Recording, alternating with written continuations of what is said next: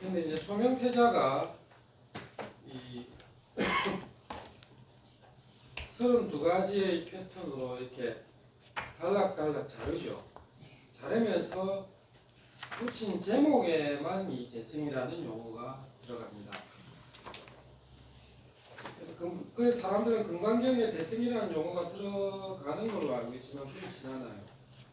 소명태자가 뒤에 붙인 제목에만 대승이 들어갈 뿐 본문에는 대승이라는 용어가 들어가지 않습니다. 그래서 금강경은 내가 대승불교다 이런 걸 내세우질 않아요. 이제 보살이라는 용어가 들어가기 때문에 대승이라는 분별 의식은 있지만 이 대승이니 소승이니 뭐 하는 이런 개념은 적어도 금강경에서는 그런 의미의 분별 의식은 없다. 그렇게 이해하시면 되고요. 여기서 정종 있죠? 정종 좀 드세요. 네. 우리 수리령 정종하고 똑같습니다. 일본 말로는 마사무네라고 하는 건데 일본 사람들이 먹는 그 정종은 이 금강경의 대승 정종할 때 여기서 갖고 온 말이에요. 일본은 이제 사실상 불교 국가에 속하죠. 이 정종이라는 술은 뭐 여기서 가져갔으니까 뜻은 그런 거예요. 정은 바르다 는 뜻이고 종은 으뜸가는 것이다 이런 말입니다. 이 종자가 이 마루 종자죠.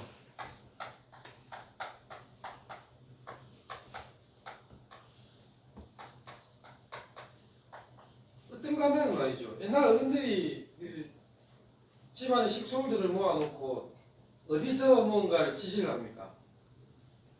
대청 마루에 서서 지시를 하죠. 그러니까 마루라고 하는 것은 최고 으뜸간다 이런 말입니다. 우리 일반적으로 어디에 종조가 되신다 이런 표현 많이 쓰죠. 스님들한테 큰 스님들한테 종조가 어떠니 이런 말을 많이 써요. 그러니까 으뜸가는 조상 어린이라는 뜻이죠. 종조 이러면.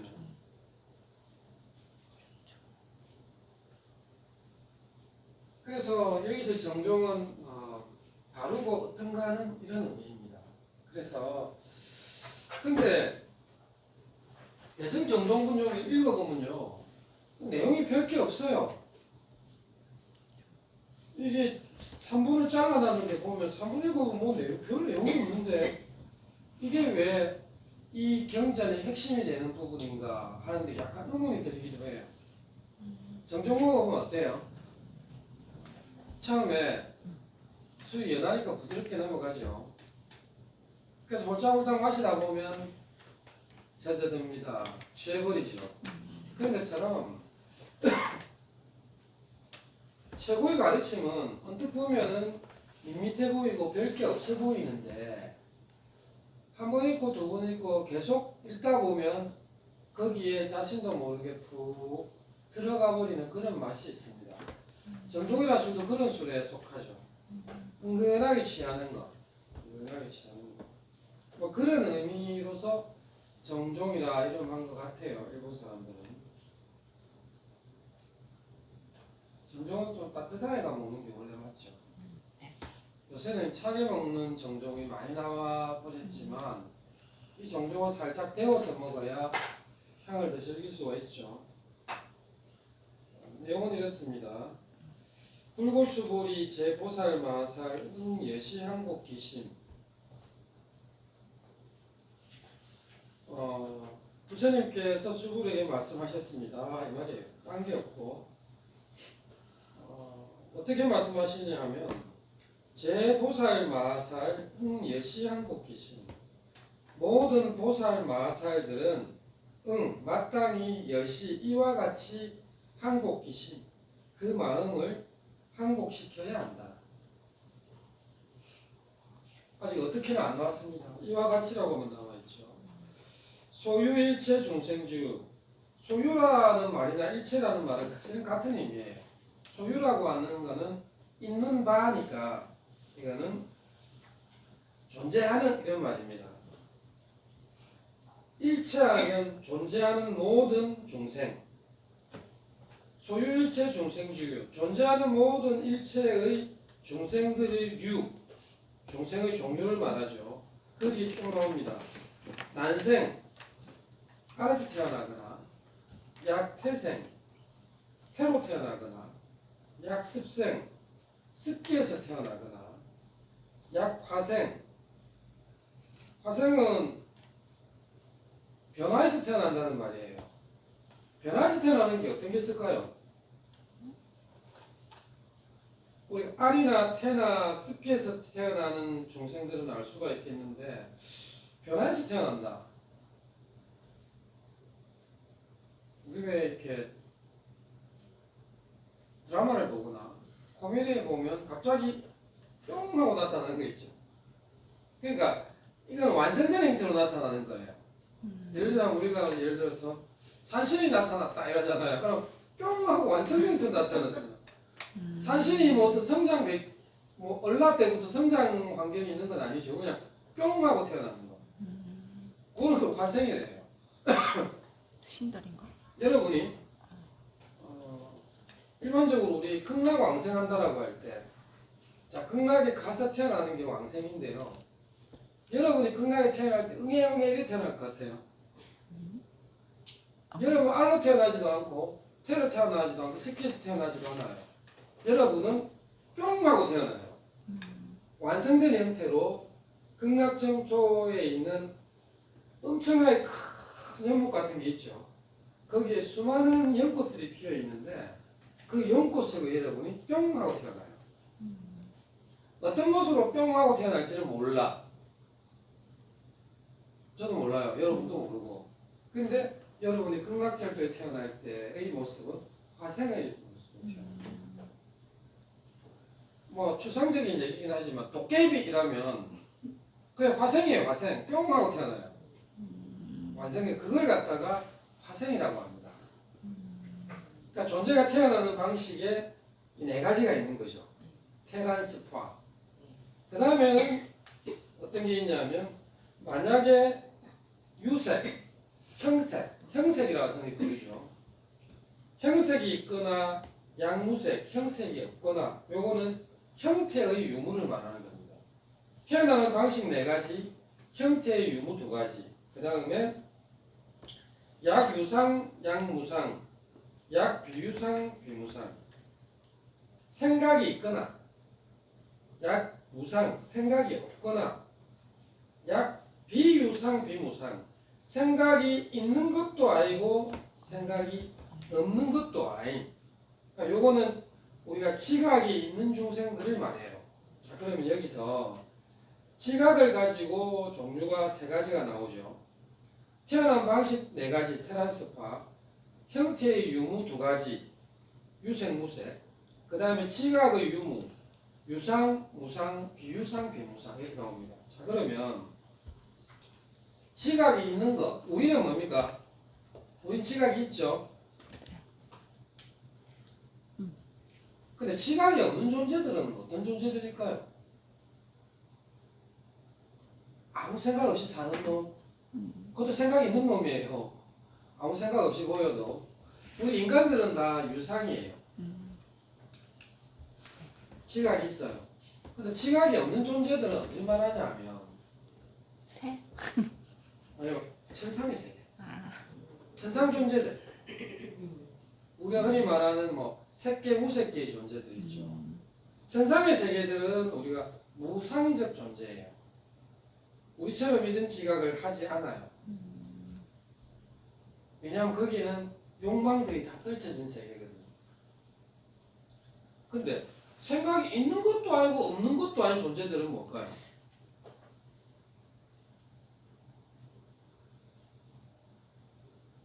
저게 생각이 있는 건지. 요거는 우리가 흔히 알고 있는 그 제석천왕이라든가 원천이라든가 이런 존재죠. 아주 높은 지고의 신들. 쉽게 말하면 인도적 개념으로 말하면 브라마, 비슈누 시바 같은 신들이 있죠. 수당원. 네? 수당원. 우리 그 수당원 거는 거는 이제 우리 수행의 과정이고, 우리는 다 수행의 과정에 있으니까 수당원이라도 유상이죠. 지각이 있죠. 근데 요거는 힌두에서 말하는 최고의 신들이 있죠. 이런 신들은 있는 것도 아니고 없는 것도 아니고 이렇게 비춰지는 거죠. 뭐 범천이라든지 제석천이라든지 뭐 브라마, 비슈누, 시바 같은 이런 신들, 지고의 신들, 아주 높은, 지극히 높은 최고 신들은 비유상, 비무상의 존재로 볼 수 있습니다. 이렇게 구류 중생이 있는 셈이죠. 자, 이들을 악의 영입, 무여열반, 이멸도지, 내가, 개, 전부 다 이런 말입니다. 영이라고 하는 것은 뭘 하게 하다 이런 뜻입니다. 우리가 명령하잖아요. 예. 뭐 영이 서지 않는다 이런 말 하잖아요. 영. 예. 뭘 하게 하는 걸 영이라고 해요. 입무여열반, 내가 앞에 말한 모든 구류 중생들을 내가 전부 무여열반에 들게 하다. 영입무여열반, 무여열반에 들게 하여 그들을 멸도하였으나, 멸도라고 하는 것은 그들에게 깨달음을 이루게 해줬다 이런 말이겠죠. 번뇌를 다 끊게 해줬다 하였다. 여시 멸도 무량 무수 무변 중생, 이와 같이 멸도한 무량, 생각으로 헤아릴 수 없고, 무수, 산수로 셀 수도 없고, 무변, 가 없는 중생, 어마어마하게 많다는 말입니다. 셀 수 없이 많은 이 많은 중생들을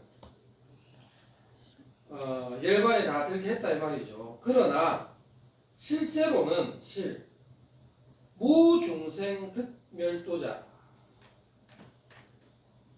멸도를 얻은 중생은 한 해이도 없다 이 말입니다.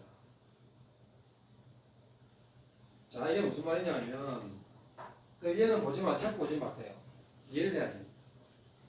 부처님께서 우리가 태어나는 방식의 네 종류, 그 다음에 형태의 유무 두 종류, 그 다음에 지각의 유무 세 종류, 합해서 구류 중생들을, 이 중생 전부인데 이놈들을 부처님의 가르침으로서 헤아릴 수 없는 많은 중생들을 다 열반에 들게 했다. 우리도 그렇게 이해하고 있죠. 그런데 마지막에 하는 말이 그 말입니다. 실제로는 한 중생도 멸도를 얻은 자가 없다 이 말을 하고 있는 거예요. 이게 무슨 말이냐면, 부처님께서 많은 중생들을 열반에 들게 했어요. 그렇죠? 안 했겠어요. 그런데 열반에 들게 했다는 생각 자체를 부처도 가지면 안 된다는 말을 하고 있어요. 왜냐하면 뒤에가 나오죠. 아이고, 왜냐하면 수보리야. 약보살, 만약에 보살이 유아상, 인상, 중생상, 수자상이면 그거는 보살이 아니기 때문에, 보살이 아상, 인상, 중생상, 수자상을 가지면 보살 아니다. 그러니까 부처님마저도 많은 중생들을 열반에 들게 했다는 생각으로부터 멀어져야 하는데 하물며 보살들이야 이 말입니다. 이게 대승정종이에요. 이게 이 경전의 근본 뜻이라는 겁니다. 그 많은 중생들을 다 열반에 들게 하였으나 실제로는 한 중생도 열반에 든 자가 없다. 왜냐하면 수고리야, 만약에 보살이 아상을 가지거나 인상을 가지거나 중생상을 가지거나 수자상을 가지면 그것은 보살이 아닙니다. 이게 대승의 정종입니다. 자, 그럼 여기서 구바라집 스님은 진행 방식이 아상, 인상, 중생상, 수자상, 아인 중수로 되어 있거든요. 근데 원문은 그렇지가 않아요. 원문은 아인 중수가 아니고 아중수인으로 되어 있어요.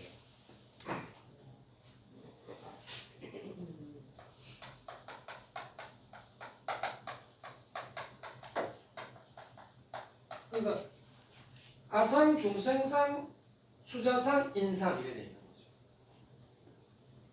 그러면 왜 구마라집 스님은 원문대로 진행하지 않았을까? 그건요, 구마라집 스님은 아주 뛰어난 측면이 있습니다. 중국 사람들의 사유식을 절묘하게 활용을 했어요. 요 사람들이 좀 이해하기 쉽게. 그게 뭐냐면 이 아인중수의 패턴 이거예요. 내락하는 관념. 그 다음에 알을 확장시키면 뭡니까? 내가 사람이라는 관념. 이걸 또 확장시킵니다. 그리고 내가 생명체라고 하는 관념. 그리고 내가 중생이라고 하는 생명. 그리고 모든 생명체. 이런 식으로 내가 존재의 개념에서 작은 존재에서 점점점 존재의 확산되는 방향성. 요래야 중국 사람들이 알아먹기 쉽다고 생각하는 거예요.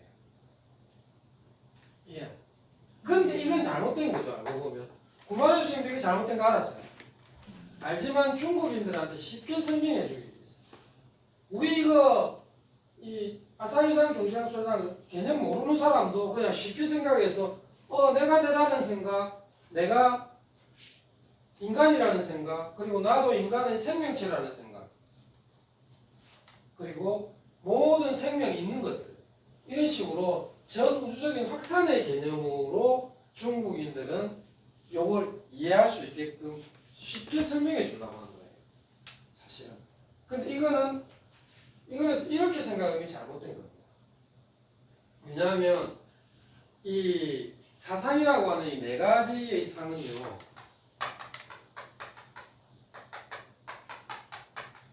이렇게 개념을 달리하는 확산의 형태가 아니라 딱 이거 하나로 끝이에요.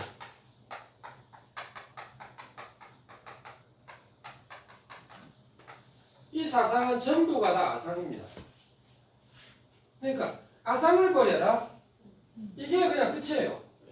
이런 확산 개념 생각을 필요. 이거는 중국인들에게 설득력 있게 표현하기 위해서 아인 중수의 개념을 했을 뿐이지 요거는 맞지는 않습니다. 자, 그럼 왜 그냥 다 아상이라고 하냐 하면 이 네 가지가 전부 다 아상을 얘기하고 있기 때문이에요. 자, 그러면 이렇게 돼 있죠. 원문대로 한번 가볼게요. 원문.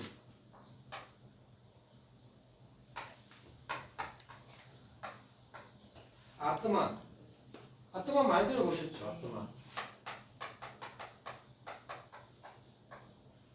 이걸 한문에서는 아라고 했죠.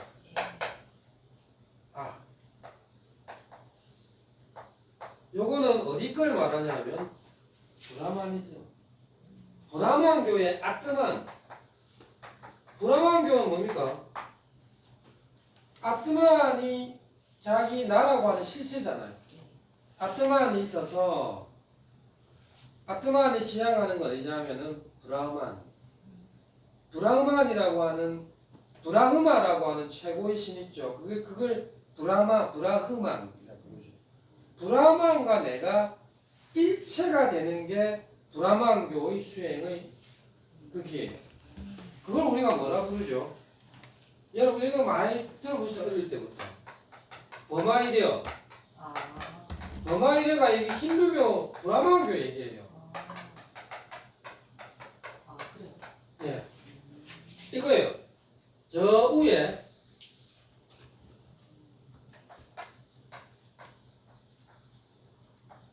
브라만이 있는 거예요. 여기는 내 개인의 아트만이 있어서 내가 저 브라만 최고의 경지와 서로가 교통해서 합의하는 거예요. 이게 이 사람들 수행의 요체잖아요.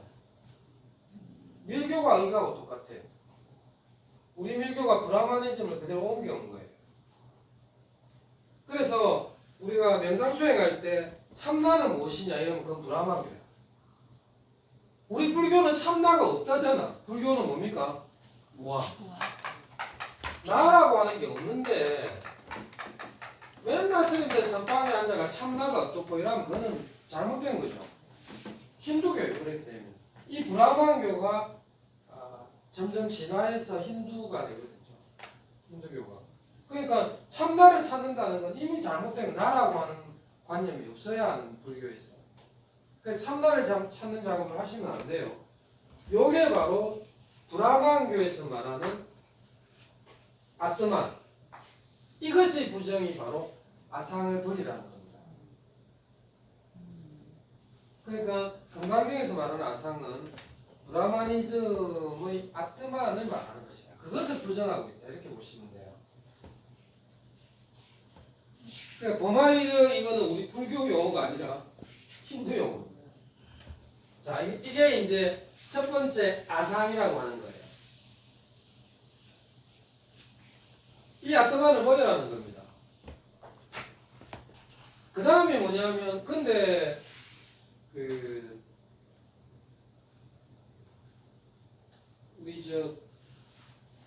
고마레 스님은 이 상자를 썼거든요. 사상을 버리라 할 때. 근데 관념이라는 개념으로 봤을 때는 저 상보다는 이 상이라고 쓰는 게 더 바른 번역일 수도 있어요. 관념을 나타내는 거니까. 근데 구마라집 스님은 저 모습 상자, 서로 상자를 썼고 현장이나 다른 스님들은 거의 다 이 상자를 다 썼어요. 관념. 나라고 하는 관념. 여기서 나는 아트만을 말한다. 이렇게 이해하시면 되고요. 그 다음에 중생상.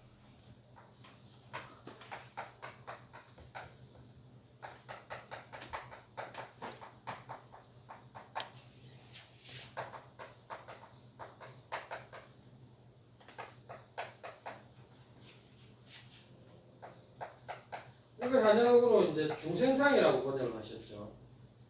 근데 현장은 이걸 갖다가 유정상이다 이렇게 번역했어요.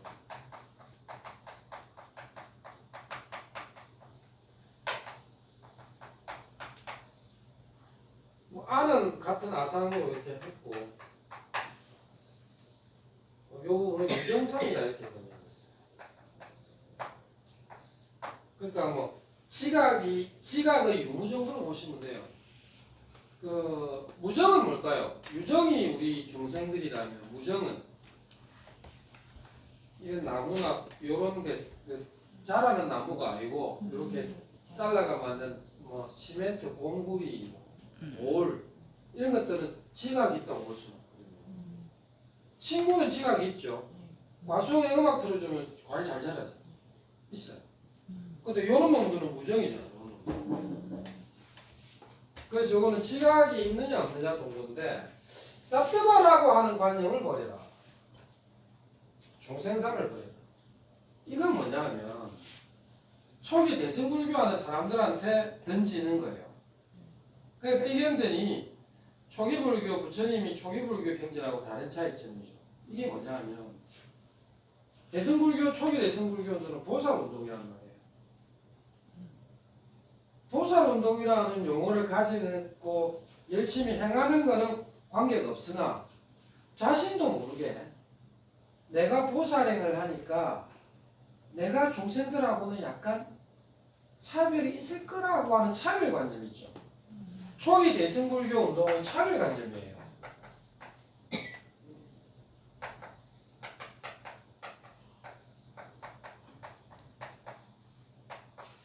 이걸 극복하라는 겁니다.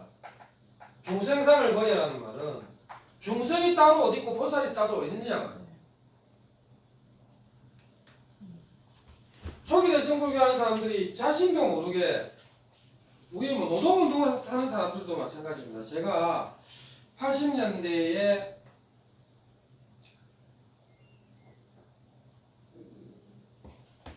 데모하다 군대 갔거든요. 데모하다 군대 갔다 와가 학생운동. 그때만 하더라도 이제 뭐 반독재 운동이었죠. 80년대 초반학번이니까. 그래 군에 갔다 오니까 올림픽이 끝나고 왔어요. 와서 이제 또 다시 이제 학생 운동을 했죠. 뭐 연극을 통해서 하든 뭐 이렇게 학생 운동을 했었는데 그때 창원에 있는 마산 창원에 있는 노동자들 있잖아요. 마창진이래 갖고 마산 창원 뭐 진해해가지고 이렇게 노조 이런 게 활성화돼 있었거든요. 그래서 학생과 노동자 간의 연대, 그 노학연대라고 해요. 그거를 이제 결성을 하러 창원의 어떤 그 노조 사무실에 갔어요. 그래서 얘기를 탁 주고받는데 그때 저는 하나 탁 머리를 치는 게 있더라고요. 그게 뭐냐면 우리 학생들이 하는 이뭐 연대 운동, 노동자와 학생 간의 연대를 하려고 하지만 학생들의 시시하게 봅니다. 너희가 하는 그 학생 운동은 너무 이상적이라서 현실과는 많이 유리돼 있다. 그러면서 결국 목적했던 실질적인 그 연대 투쟁 이거는 그때는 실패를 했었는데 그때 나는 그들로부터 그걸 받았어요. 만약에 실제와 다르면 그 실제와 결합을 하면 되지. 왜 학생들의 이러한 어떤 매우 정당성 중심이고 좀 약간은 이상적인 형태의 이거를 받아들이지 못하는 그래서 저는 그들의 그걸 느꼈어요. 이 사람들도 차별관념이 어떤 목적을 향해서 같이 하면 될 텐데 그들 스스로가 우리가 실질적인 노동을 하는 자들이지 너는 이 현실을 몰라 이렇게 해서 배척한다는 걸 알았어. 이런 게 쉽게 말해서 차별관념이에요. 어떤 일을 하는 데 있어서 목적이 생기면 동일하게 쭉 가야 되는데 그 안에서도 자체 안에 차별관념이 생겨요. 이런 차별관념이 초기 대승불교에서도 있었다는 얘기예요. 내가 보살행을 해서 보살운동을 한다 하면서 이미 보살운동을 하는 나와 내가 중생임에도 불구하고 다른 중생들과 차별의식을 가지고 있는 이런 차별관념. 거기에 대한 비판이 사뜨바상을 버려야 해요. 중생상. 중생이 따로 어디 있고 보살이 따로 어디 있느냐. 보살 즉 중생이고 중생 즉 보살인데 뭐 이런 말이죠. 그래서 초기 불교 운동의 차별관념을 버려다가 중생상을 버려라는 거예요. 사뜨바상. 그래서 보살은 뭡니까? 보디사뜨바잖아. 그러니까 사뜨바와 보디사뜨바 구분하지 마라. 이게 중생상을 버리라. 우리 수행자들도 차별관념 있죠. 가나스는 옳고 윗바사는 잘못된 거야. 뭔 소리야? 윗바사나가 오리지널 수행이야. 가나스 너는 말이야 뒤에 나온 전통이잖아. 1000년도 안 된 거잖아 말이야. 이건 뭐예요? 이것도 서로 차별관념. 어떤 수행이든 자신에게 맞는 수행을 하면 되지. 그래서 우리 뭐 사전주 수행도 종류가 엄청나게 많잖아요. 내한테 맞는 거 하는 건가? 그 중에 한 개. 제일 쉬운 게 그냥 들숨 날숨. 제일 쉬운 거라는 거죠. 왜냐하면 사전주 중에 제일 일바따로 나오잖아. 신념처가 일바따인데 신념처 중에 일바따가 들숨 날숨. 뭐 이래 되는 거죠. 아무튼 그런 차별관념을 버리다가 사뜨바상을 버려라. 중생상을 버리라는 겁니다. 그 다음에 요수구준이죠. 수자상. 수자상은 뭐냐 하면 지바.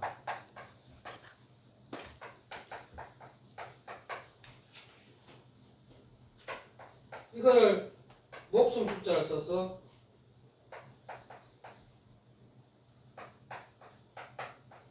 수자라고. 요 현장 스님은 이걸 명자상이다 이렇게. 수명 명자를 써서 명자상.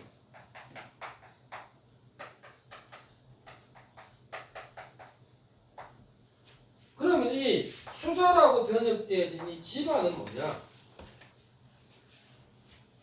집안은 자이나교. 자이나교가 말하는 나라는 실체입니다. 자이나교에서 실체로 인정하는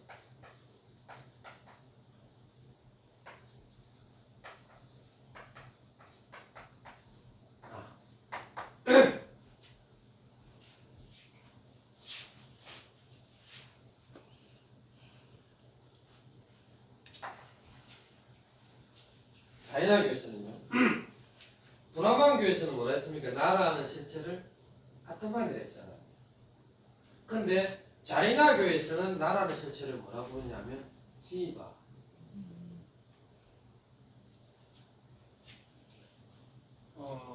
인도인들은 어떤 종교든지 간에 전부 다 윤회를 인정합니다. 자, 그러면 그 윤회라고 하는 거는 업의 흐름이죠. 내가 어떤 행위의 결과들의 흐름이잖아요. 그래서 이 자이나교 사람들이 이렇게 생각했어요. 지바라고 하는 순수 영혼인 나의 세월이 흐름이 행위를 하니까 그런 업물질들이 지바에 탁 달라붙어요. 업물질이. 그 사람은 업을 물질적 개념으로 생각하는 거죠. 그러니까 순수 영혼인 나한테 이 지바한테 업물질이 차곡차곡 쌓여가지고 내 순수 영혼인 지바를 더럽히고 있다. 그러면 이 더럽혀진 지바를 순수 영혼을 다시 맑게 하는 방법은 뭐냐? 업물질을 떨어내야 되잖아요. 먼지를 다 닦아야 되잖아요. 그걸 뭘 통해서 하냐면 바로 고행. 그래서 고행을 하는 거예요. 자이나교 사람은. 고행을 통해서 내 순수 영혼인 지바에 묻어있는 업물질들을 닦아내서 순수하게 하는 그것이 바로 해탈이고 열반이라고 봐요. 불교에만 해탈 열반이 있는 게 아닙니다. 이 사람들은 업물질을 털어내고 이루어진 순수 영혼이야말로 되찾는 것이야말로 해탈이고 열반이라고 봤던 거죠. 그래서 자이나교에서는 지바라고 하는 순수 영혼 나 실체를 인정하는 거죠. 하지만 불교는 뭡니까? 그런 실체는 존재하지 않아. 그래서 지금 무아를 설명하기 위한 게 사상이다 이렇게 보면 돼요. 나라고 할 만한 실체는 없어. 그 다음에 마지막으로 등장하는 게 인상. 인상은 우드갈라라고 하는 거예요.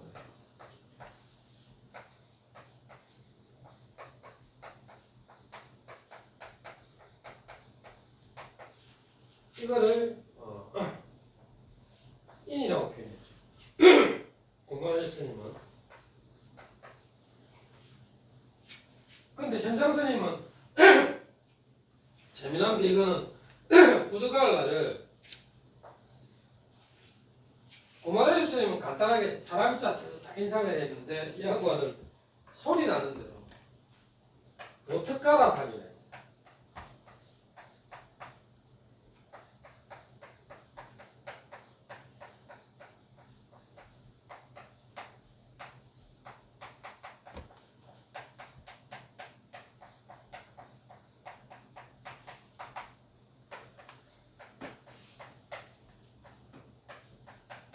이건 음역한 거죠. 의역을 하지 않고 보트가라상.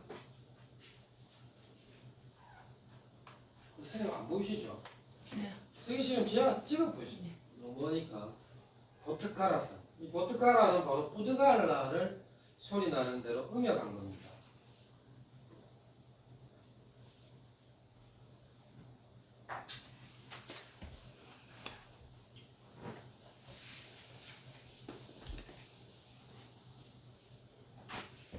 우드갈라가 뭐냐면 불교에 보면 부파불교 안에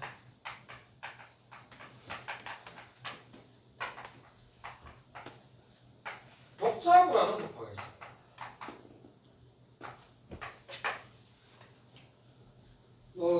부파불교 안에 있는 이름입니다. 독자부.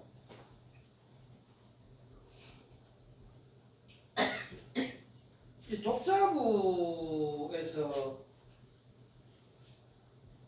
윤회의 실체로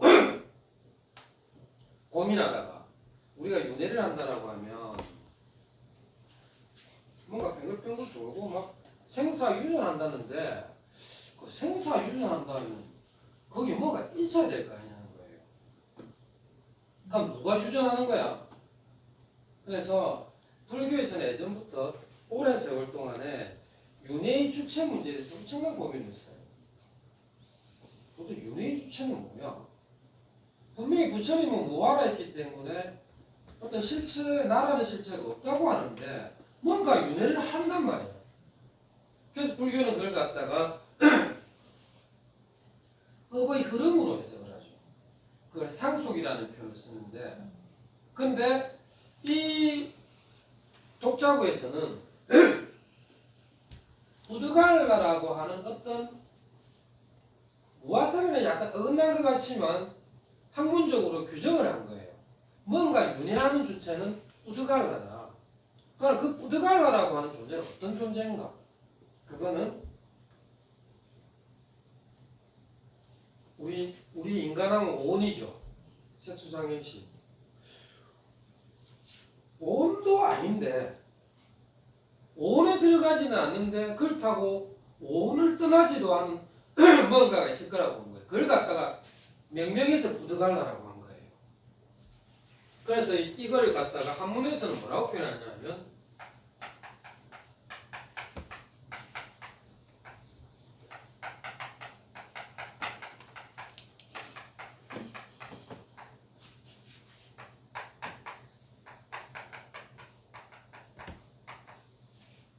비즉 비리온 이렇게 표현합니다. 비즉 그러니까 온과 즉 같은 것도 아니고 또 온을 벗어난 것도 아니고 즉하지도 않고 리하지도 않다는 거죠. 그러니까 그런 게 있을까요? 우리 색수상 행식도 아닌데 또 이것을 떠난 것도 아닌 어떤 것이 내 안에 있다. 그게 바로 부드갈라. 이렇게 주장을 하는 거죠. 독자부에서 윤회의 주체로 설정한 나. 그게 바로 부드갈라상.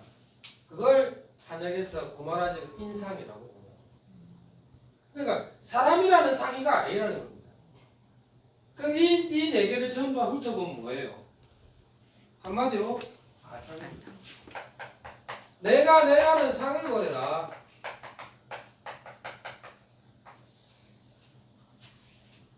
아상이상 중생상이라고 하는 사상은 전부 다 한마디로 아상으로 다 모아져요. 그래서 이 아상을 버려라는 말은 바로 나라는 실제 없다는 걸 얘기하고 있습니다. 아상을 버리고 무아로 진입할 것을 얘기하는 게 금강경의 정종입니다. 우리가 불교 일을 하면서도 내가 누군가를 위해서 일을 하고 있다라고 하는 내 상을 가지는 순간에 이미 그건 중생상에 빠져버린 거예요. 능과 분별해버리면 중생상에 빠져버리는 것이고 그리고 일체의 내가 실체한다, 내가 있다 이 관념을 다 버려야 그게 불교 출발이에요. 여러분 초계불교 배우셨죠? 10가지 족쇄. 10가지 족쇄 중에 이 10가지의 족쇄라고 하는 형태로 딱 보면 그 사람의 수행 정도를 알 수가 있는데 가장 먼저 버려야 될 족쇄가 유신견이에요.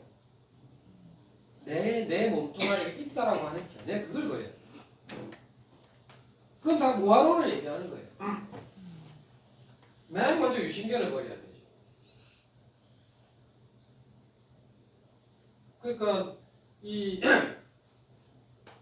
아상을 버리라는 것은 사실 불교의 모든 족쇄의 첫 출발점을 끌어나가는 거예요. 금강경은 이게 다예요. 이 네 가지 버리는 거 아닙니다. 이 네 가지 버리려면 어떤 훈련을 해야 될까요? 바로 다음에 나오는 묘행무주본에서 하는 말이 바로 보십니다.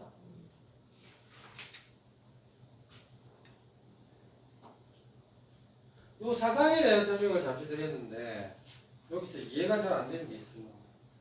이거는 그 여러분 꼭 머릿속에 집어넣어야 됩니다. 요거 말고는 이 건강형이 뭐가 없어요. 그 불교대학 근데 지금 여기 사상에 대해서는 그러니까 지금 종교가 다 나왔잖아요. 그게 다 포함해서 부처님이 말씀하신 거예요? 아니면 그렇죠. 그러니까 그러면서. 이제 기존에 기존에 있는 뭐 여러 종교들이나 우리 불교 자체 내에서 가지는 일체의 차별관념이나 내가 있다고 하는 실체관념들을 갖다가 버려라 하면서 예를 들어주면서 네 가지 그냥 예를 들어주는 거죠.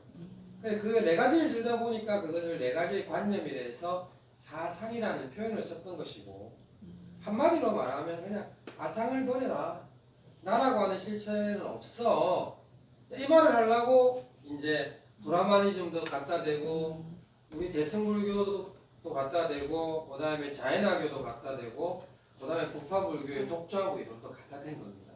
얘네들이 다 나라고 하는 요것들 없는 거야. 버려야 돼. 그걸 얘기하는 거죠.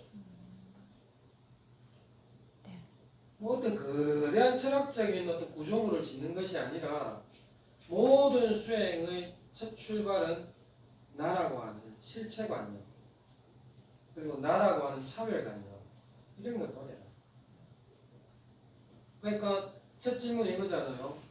이제 탁발을 하고 봉양을 드시고 난 다음에 방석을 깔고 앉았는데 수고리가 일어나서 부처님께 질문을 던지죠. 부처님은 우리 초기 대승불교 운동을 하는 우리들을 늘 보호해 주시고 격려해 주십니다. 자, 그러면서 감사합니다 하면서 질문 던지죠. 우리들 일반인인 우리들이 선남자 선녀이 있죠. 이런 젊은 생각을 가진 사람들이 어떤 깨달음을 얻겠다는 그런 마음이 팍 일어나가지고 환희심이 든 거든. 그러니까 팍 발심을 했을 때 이게 오래 안 간단 말이에요. 그러니까 어떻게 하면 요 마음을 계속 유지하면서 살 수 있습니까? 그리고 불쑥불쑥 올라오는 번뇌들을 어떻게 다 항복시킬 수 있겠습니까? 이걸 탁 하니까 부처님께서 이거야 나라고 하는 실체 그리고 나라고 하는 차별관념 이런 것들을 버리면 돼. 부처님 그 말하고 있는 거죠. 그래서 여러분이 어떤 용맹정진도 해야 되겠고 정말 깨달음을 한번 추구해 보겠다 이런 생각이 들었을 때는 이거 버리면 된다는 거예요. 아상을 버리면 그 발심한 마음을 계속 유지하면서 불쑥불쑥 일어나는 번뇌들을 꾹꾹 누를 수 있다. 이 말을 하는 거죠. 그러니까 이제 그 실체관념이나 차별관념을 없어낸 것에 예를 든 게 이 네 가지다. 이게 이제 중국인들 관념처럼 내가 우주로 확산돼 가는 그런 개념으로 한 것은 아니다. 정확하게는. 그래서 순서도 이제 이렇게 요 순서입니다. 원문은 아중수인 이렇게 순서가 되어 있습니다.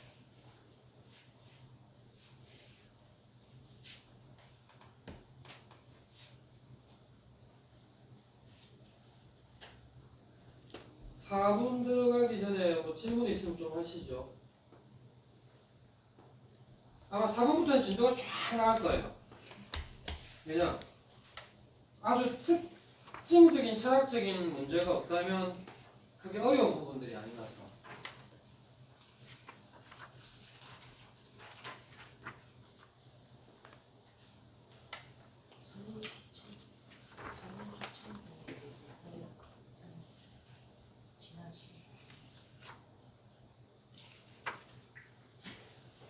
선현기천군 그냥 선현 이 선현은 누구냐면 수보리를 의역해서 수보리 의역입니다. 선현은 그 수보리 수부티라고 하는 사람이죠.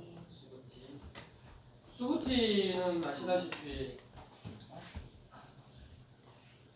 뭐 인물이 잘생겨서 색상제일, 그 다음에 공에 밝아서 해공제일, 공사상에 밝죠. 그 다음에 사람들한테 매우 이 사람은 무쟁제일이라서 뭔가 다투질 않아요. 그러다 보니까 많은 사람들이 공양을 갖다 바치죠. 근데 공양제일이라고 불리고 아주 부유한 집안의 불암한 자제로서 학문도 뛰어나고